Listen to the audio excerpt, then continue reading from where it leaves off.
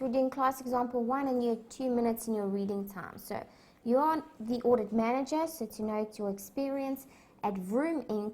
and you are part of the audit team for the audit of Cars Limited. So this is the client, Cars Limited, and it's 2 wholly owned subsidiaries, namely Motorbikes Limited and Trailers Limited. So now I can see here, I've got a risk at the financial statement level because it's a group, and I know automatically there are risks because of related parties, whether there are transactions or not, irrespective, there's the risk that the relationship is not disclosed. If there are transactions, there's now the risk that they are not disclosed and or at arm's length. Okay, for the year ended 31 March 2021, so just to note my year end. The following procedures have already been performed on related party transactions. The validity of contracts. Inspected the contracts with the related parties to ensure the contracts have been signed by authorized officials of both entities. I know that this gives me evidence for occurrence. Inspected the minutes of directors and management's meetings for authorization and terms. So this also helps me with occurrence. Accuracy and valuation of related party transactions. Discussed and inquired with management if pricing is at arm's length. Transfer pricing, so that gives me some evidence over accuracy. For selected related party contracts, compared contract terms with terms of contracts with non-related parties, and compared prices charged for invoices to related party service providers with prices charged to non-related service providers. So we've got some accuracy here, and here we've got arm's length testing done. Inspected a sample of supporting documentation and considered whether the transactions have any unusual features. So once again, for your accuracy and arm's length.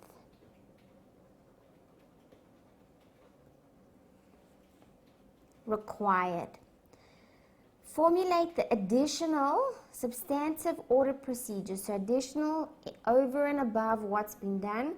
Substantive audit procedures are no general procedures, analytical and test of detail that you would perform to obtain sufficient and appropriate audit evidence for the related party transactions with motorbikes and trailers in the financial statements of cars. So we're looking for related party transactions. So there's multiple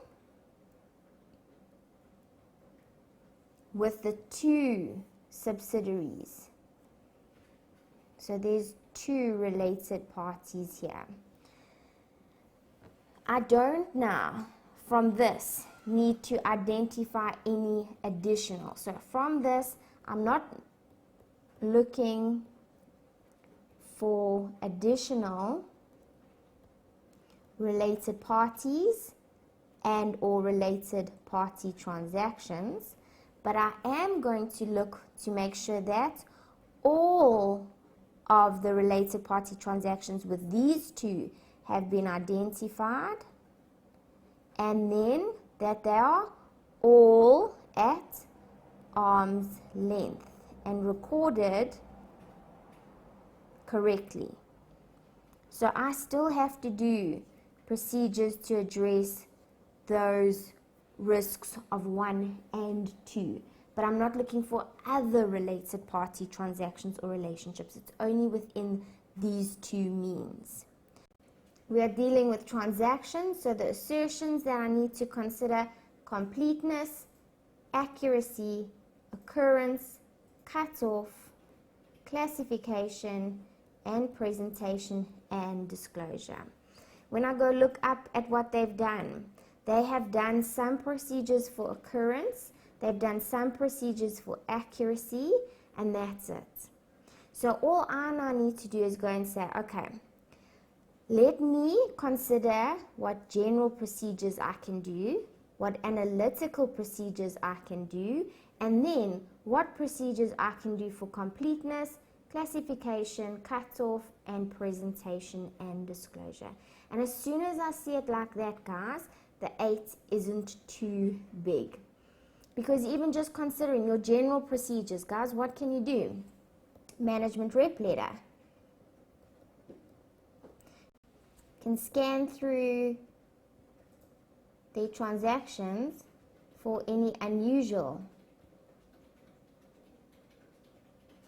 terms or conditions. You can't trace to the TB or Fs because there could be multiple transactions forming the total for whatever they transact with. Okay, so we can't do those, but we've done the two easy that we can do based on what we're looking at. Then we've got analytical. So they've done some analytical procedures, but maybe what I can do is compare the transactions in the prior year to the current year to see if it seems reasonable in terms of the number of transactions with these two related parties and the type of transactions with these two related parties. Now that I've addressed those, I can now get into my additional procedures for related parties. So to identify all related party transactions with these two, so for my completeness assertion, I can go and compare to the related parties' financial statements to see if they have identified all. I can inspect the minutes for all authorized transactions with these two related parties to make sure that all the ones on the authorized list have been recorded because they were authorized to be there, so they should be included. Okay, you can go and inquire with both management and the related parties for all transactions that took place. Okay, then we can get into the detail auditing. Once we've addressed completeness, we can go and make sure that the transaction has been recorded correctly. So they've already looked at the contract for authorization and they have already done the analyticals for arm's length. We can go now agree the details in the contract to what has been recorded.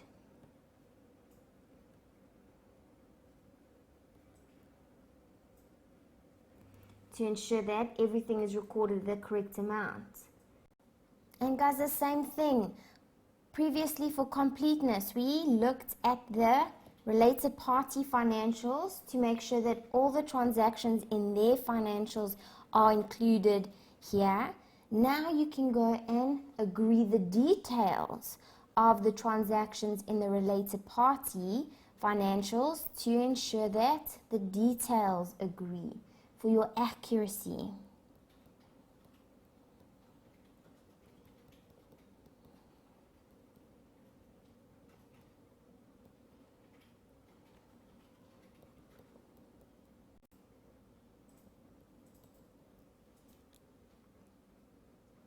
Okay, so there's just some examples, guys. I go about testing the related party transactions by first identifying, by performing all of my completeness procedures, and then testing the arm's length as well as all the other assertions as required by IFRS. I have also got my standard general procedure analytical to assist.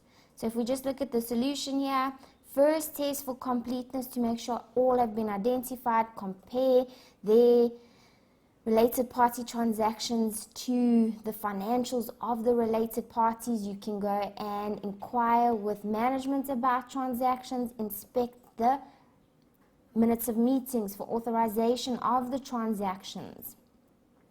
Look at any correspondence. Guys, all of those you will find in the first procedure lists of what to do to identify, and then you need to test.